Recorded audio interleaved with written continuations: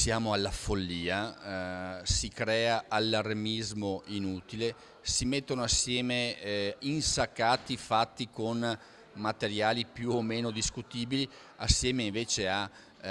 insaccati appunto storici che hanno e fanno parte anche di una cultura, di una tradizione, di un modo di essere di un popolo. E sinceramente ripeto, quando si lanciano queste cose in maniera talmente superficiale come è avvenuto in questa volta, tra l'altro partendo da un articolo del Daily Telegraph che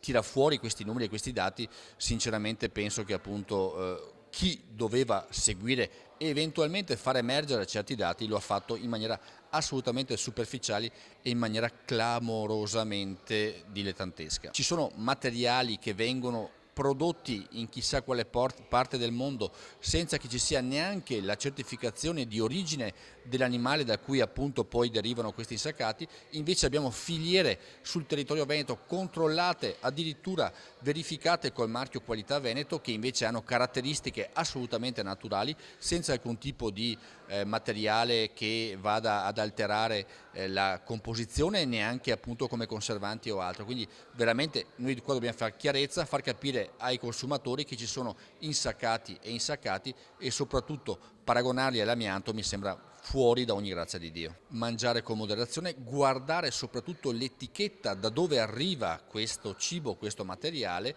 e soprattutto guardare ai produttori locali che non importano schifezze da chissà quale parte del mondo.